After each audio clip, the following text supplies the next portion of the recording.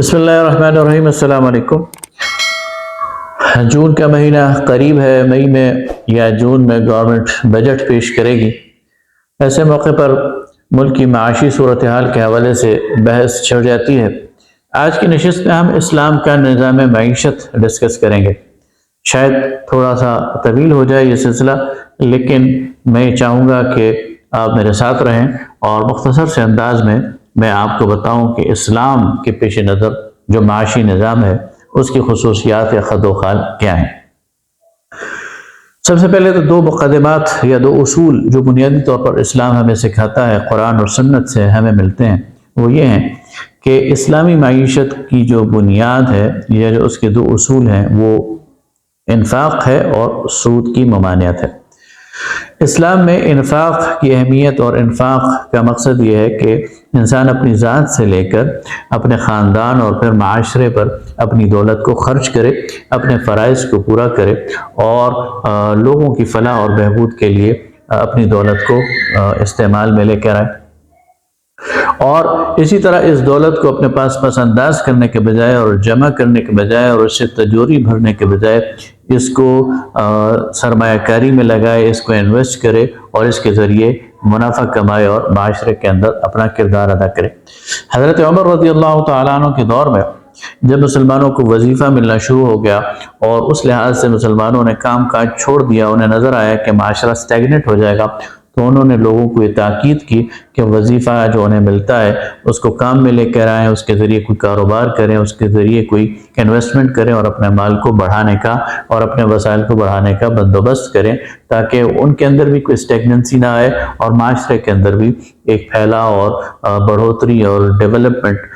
کا جو اور گروتھ ریٹ کا جو کانسیپٹ ہے وہ یعنی چلتا رہے، معاشرہ ترقی کرتا رہے۔ دوسری طرف سود کی ممانعت ہے کہ سود کے نتیجے میں دولت کا ارتکاز ہوتا ہے، سود کے نتیجے میں معاشرے کی جو دولت ہے وہ چند ہاتھوں میں مرتکز ہو جاتی ہے اور سود کے نتیجے میں استحصال ہوتا ہے۔ اس لیے اسلام نے مکمل طور پر سود اور اس کی تمام آلائشوں کو وہ حرام قرار دیا۔ سود پر الگ سے بحث کرنے کی ضرورت ہے کہ کیا سود ہے اور کیا نہیں ہے، لیکن اجمالی طور پر اتنا کافی ہے کہ اسلامی معاشرے میں سود وہ بالکل حرام ہوتا ہے۔ اسلامی نظم معیشت میں سود کی حرمت یہ بنیادی مقدمہ ہے۔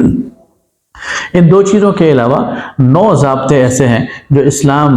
سے ہمیں ملتے ہیں، قرآن کے مطالعے سے ہمیں ملتے ہیں، رسول اللہ صلی اللہ علیہ وسلم کی سنت سے ہمیں ملتے ہیں اور صحابہ کرام خصوصاً خلفائے راشدین کے تعامل سے وہ ہمارے سامنے آتے ہیں۔ سب سے پہلا ضابطہ تو یہ ہے کہ اسلام میں جو نجی ملکیت ہے اس کی حرمت وہ قائم کی گئی ہے۔ اسلام ہمیں بتاتا ہے کہ ایک انسان وہ اپنے پاس اپنی کوئی چیز خرید سکتا ہے، کوئی چیز فروخت کر سکتا ہے، اپنے ملک میں کوئی چیز رکھ سکتا ہے، کوئی گھر رکھ سکتا ہے، کوئی سواری رکھ سکتا ہے اور اس کی کوئی حد اور تعداد متعین نہیں ہے، کسی کے پاس یہ زیادہ ہوگی، کسی کے پاس یہ کم ہوگی۔ نجی ملکیت کا کانسیپٹ اسلام میں موجود ہے اور اسی لیے اسلام نے مسلمانوں کو اپنی نجی جو املاک ہیں ان میں تصرف کا حق بھی دیا ہے اور اس کے لیے ایک پورا قانون وراثت بھی اسلام نے دیا ہے کہ جب کوئی شخص فوت ہو جائے تو اس کی جو املاک ہیں، اس کے جو جائیداد ہے، اس کے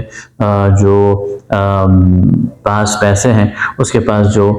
نقدی ہے یا جو زیورات ہیں، یہ جو بھی چیز ہیں وہ کس ریشو سے اور کس اصول کی بنیاد پر تقسیم ہوں گے۔ لہذا اسلام انسان کو اور خاص طور پر مسلمانوں کے معاشرے میں مسلمانوں کو اپنی املاک رکھنے اور ان کو اپنے مطابق ان کا تصرف کرنے کا پورا اختیار دیتا ہے۔ گویا سوشلزم کا وہ جو کانسیپٹ ہے کہ کوئی فرد اپنے پاس کوئی نجی چیز نہیں رکھ سکتا اور ساری چیزیں اجتماعی شراکت اور ملکیت میں ہوں گی، یہ اسلام کے خلاف ہے۔ ہاں البتہ کچھ چیز ایسی ہیں، دوسرا ضابطہ اسلامی نظام معیشت کا ایسا ہے کہ کچھ چیزیں ایسی ہیں جن پر اجتماعی شراکت ہے، وہ ان کو انفرادی تحویل میں نہیں لیا جا سکتا۔ ابن ماجہ کی ایک روایت ہے کہ نبی کریم صلی اللہ علیہ وسلم نے فرمایا المسلمون شرکاء فی الثلاث الماء والکلاء والنار وثمنہ حرام۔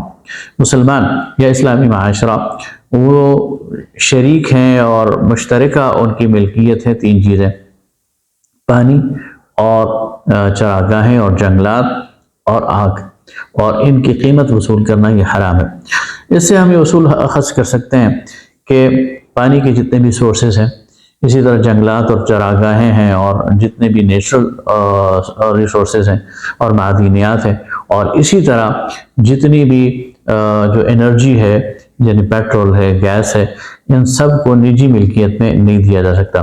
اور نہ ہی ان کی قیمت وصول کی جا سکتی ہے۔ ہاں، ان کا انفراسٹرکچر ڈیولپ کرنے کے لیے، ان کو لوگوں تک پہنچانے کے لیے، ان کے انتظام اور انصرام کے لیے ظاہر جو اخراجات آتے ہیں وہ لوگوں سے وصول کیے جا سکتے ہیں۔ البتہ یہ اجتماعی نوعیت کی چیزیں ہیں اور ان پر کسی فرد واحد کا تسلط وہ اسلام برداشت نہیں کر سکتا۔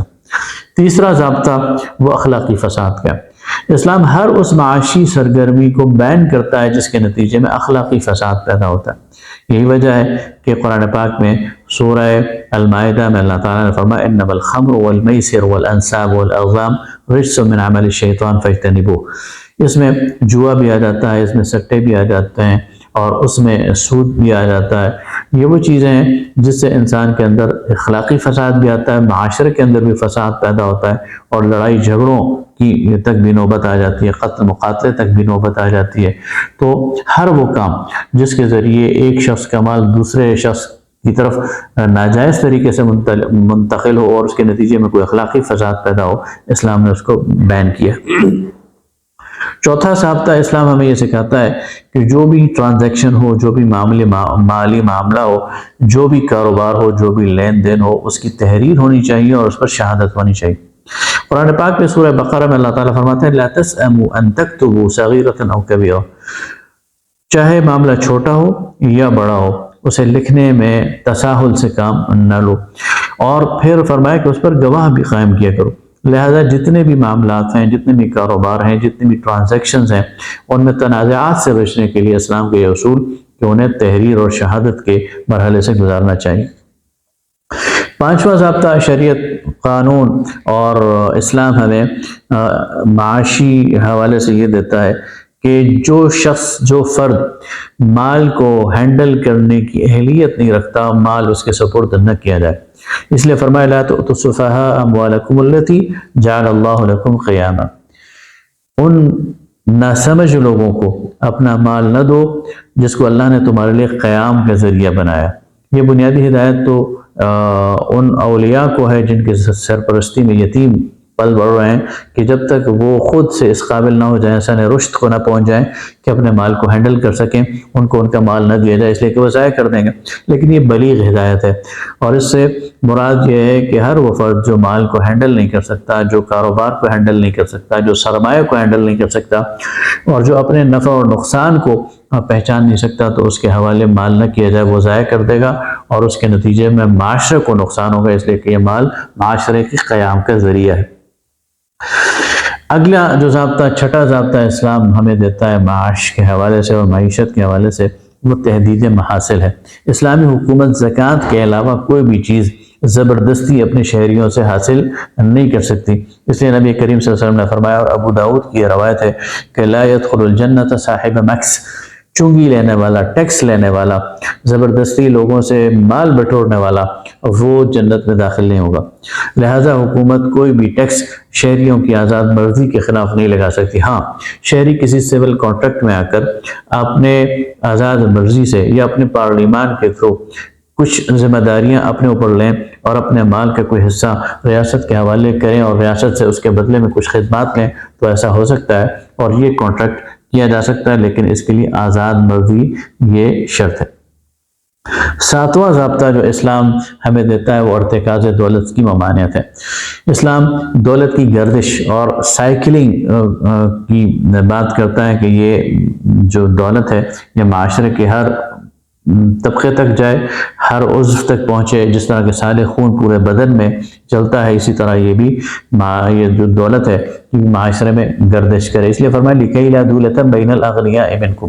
اللہ تعالیٰ نے یہ جو احکامات دیے اس لیے ہیں کہ یہ دولت صرف اغنیاء کے درمیان اور دولت مندوں کے درمیان گردش نہ کرے بلکہ یہ غریب تک بھی پہنچے۔ اسی لیے خرچ کرنے کی تاکید کی گئی ہے، اسی لیے حقوق و فرائض وہ متعین کیے گئے ہیں، اسی لیے ایک متمول آدمی کو کہا گیا ہے کہ فی اموالہم حق معلوم للسائل والمحروم، ان کے مال میں سائل اور محروم ان کا ایک معلوم اور معروف حصہ ہے اور وہ انہیں ادا کرنا ہے۔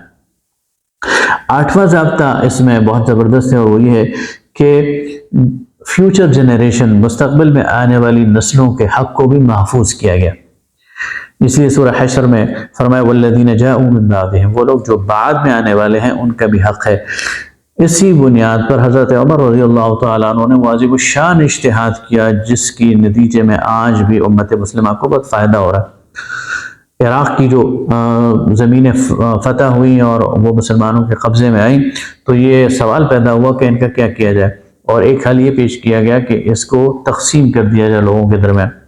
اگر وہ اس وقت لوگوں کے درمیان تقسیم کر دی جاتی تو بہت بڑے بڑے جاگیردار وجود میں آ جاتے، اور وہ پھر انہی کی نسلوں میں آگے تقسیم ہوتے، اور امت بحیثیت مجموعی اور آنے والی نسلیں اس سے محروم ہو جاتی۔ لیکن اس آیت کی روشنی میں حضرت عمر رضی اللہ تعالیٰ عنہ نے یہ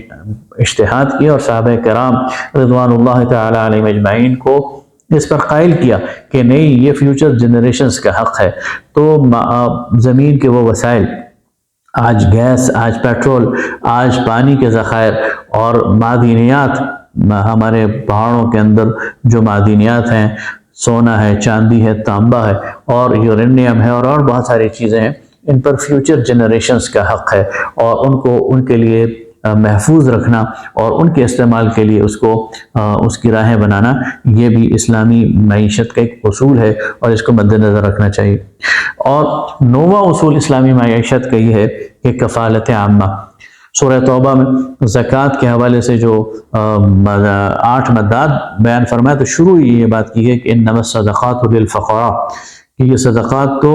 غریب لوگوں کے لیے ہیں، فقراء کے لیے ہیں، وہ لوگ جو خود اپنی معاش کو نہیں سنبھال سکتے۔ اسی طرح فرمایا السلطان ولی من لا ولی لہ، سلطان اور حکمران اور حکومت وہ سرپرست ہے اس کا جس کا کوئی سرپرست نہیں ہے۔ تو اسلامی معاشرے میں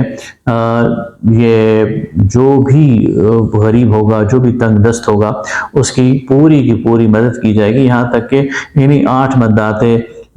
زکوٰۃ میں والغارمین کی بات کی گئی، وہ لوگ جو کہ کسی وجہ سے دیوالیہ ہو جائیں، نقصان اور آفت کا شکار ہو جائیں، تو ان کی جو ہے کمپنسیشن وہ بھی اسلامی حکومت کرے گی۔ اور یہ کفالت عامہ کا ایک چیپٹر ہے، یعنی یہ ایک ضابطہ ہے کہ اسلامی حکومت میں رہنے والا انشورڈ ہوگا، اور اگر اس کو جانی طور پر کوئی نقصان ہو جائے، مالی طور پر کوئی نقصان ہو جائے، اس کے املاک میں کوئی نقصان ہو جائے، تو اسلامی حکومت اس کو پورا کرے گی۔ تو یہ وہ 9 ضابطے ہیں جن کے نتیجے میں ایک اسلامی معیشت وجود میں آتی ہے، اور اگر ہم غور کریں اور ان چیزوں کو اپنے ملک میں نافذ کریں تو یہاں سے غربت ختم ہو سکتی ہے، یہاں سے معاشی استحصال ختم ہو سکتا ہے، یہاں سے مہنگائی اور بےروزگاری ختم ہو سکتی ہے، اور اس کے نتیجے میں وہ موقع آ سکتا ہے کہ دولت کی ریل پیل ہو اور امن و امان ہو، اور لوگ معاش کی جو فکر ہے اس سے آزاد ہو جائیں۔ بہت شکریہ۔